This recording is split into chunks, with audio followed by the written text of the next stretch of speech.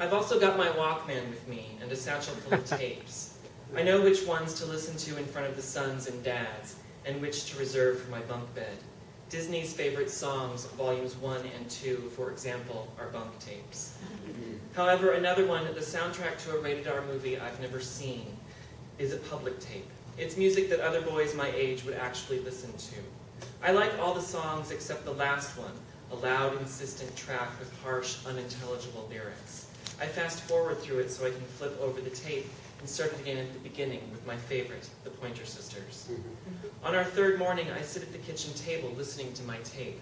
Jimmy picks up the empty case, unfolds the little booklet, and asks to listen to the last song.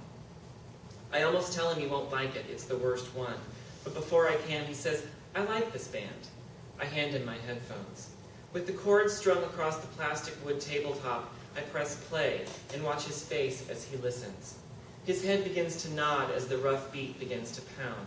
I suddenly love the song without even hearing it, because I love the way Jimmy listens to it. He asks to hear it again as soon as the final notes fade in his ears, and I manage the buttons, rewinding the tape and guessing the place where the song will start. Go back, he says, a little more, then there, that's it, when we find the silent gap. He listens again and again. For the rest of the trip, he'll listen to this song after I hold up my headphones to him and swing them side to side like a hypnotist's pocket watch. Jimmy, don't you want to hear your song again? I'll ask, high and cloying.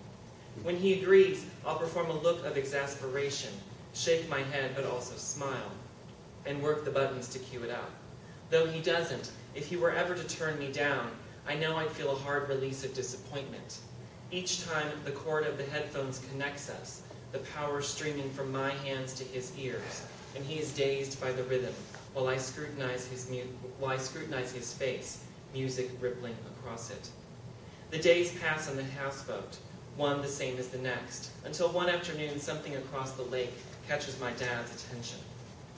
He rushes in from the deck, crosses the kitchen where I'm seated at the table, and unzips his duffel bag. He runs across the kitchen again, this time clutching his spyglass, his small handheld telescope.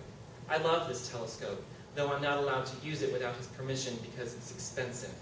In fact, its smooth bronze tubes and glass lenses weigh so heavily in my hands, it actually feels expensive. But what he's looking at now, I have no idea. Usually we only look through the telescope at night, pointing it at the stars or the moon with its dark patches like birthmarks. One of us finds something bright and flashing in the sky, and then passes it to the other to share. He and the other dads hunker now behind the railings and take turns, one eye looking through the telescope with the other one squeezed shut. They point, grip each other's shoulders and snicker, until one of them whispers something, and my dad lets out a huge laugh, an explosion that seems to reach over the water. He never laughs that way at home. There he's the quiet one compared to my mom, my younger brother, and me, and he's always telling us he can't hear the news or his baseball game. Leaving my books and Walkman in the kitchen, I tiptoe across the boat and hop into my bunk bed. There's a small window with a stiff, pleated curtain velcroed over it.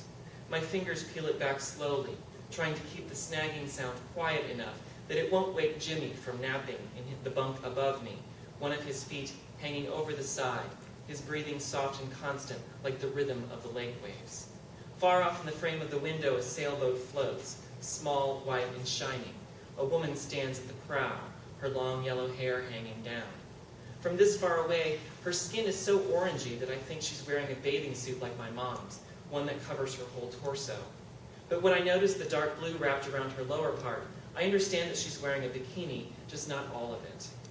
Jimmy and Eric will want to see this, even though without a telescope, her nudity is completely featureless.